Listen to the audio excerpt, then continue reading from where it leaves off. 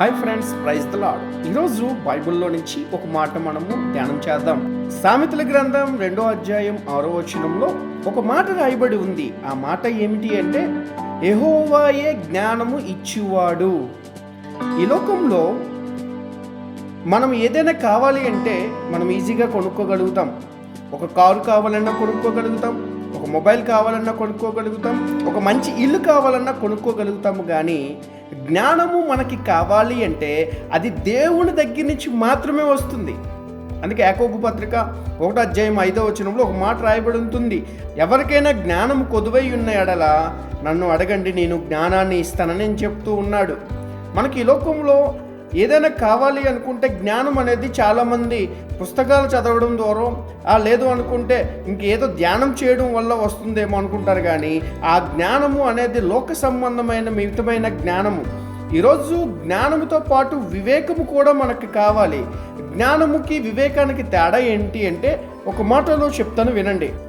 తెలివి లేదా జ్ఞానము అంటే ఒక విషయాన్ని తెలుసుకోగలగడం. అదే వివేచన అనేది ఏంటంటే అది మంచో చెడా అనేది తెలుసుకోవడాన్ని వివేచన అంటారు. ఈ జ్ఞానము వివేచన అనేది ఏంటో తెలుసా, ఇది మనము దేవుడి దగ్గర నుంచి మనం పొందుకోవాలి.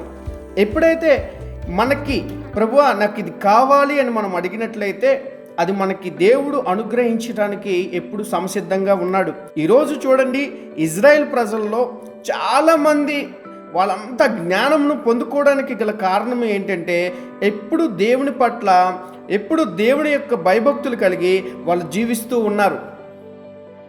అందుకే ఈరోజు చిన్న దేశమైన ఆ యొక్క ఇజ్రాయెల్ దేశాన్ని ఎవ్వరు ముట్టలేకపోతున్నారు. ప్రపంచ దేశాలన్నీ కూడా కలిసి వచ్చిన ఆ యొక్క ఇజ్రాయెల్ దేశాన్ని మనం ఏమీ చేయలేమంట. తిప్పి కొడితే 24,000 కిలోమీటర్లు మాత్రమే ఉంటుంది. అది మన దేశంలో ఒక చిన్న పాటి ఒక మూలకి కూడా రాదు.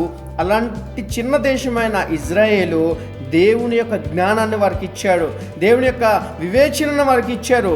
వాళ్ళు ఏం చేస్తున్నారో తెలుసా, ప్రపంచ దేశాలన్నీ కూడా తిరిగి వాళ్ళ మీదకి వచ్చినా వాళ్ళని ఏమి చేయలేరు. అలాంటి జ్ఞానం మనకి కావాలి అంటే అది దేవుని దగ్గర నుంచి మాత్రమే వస్తుంది.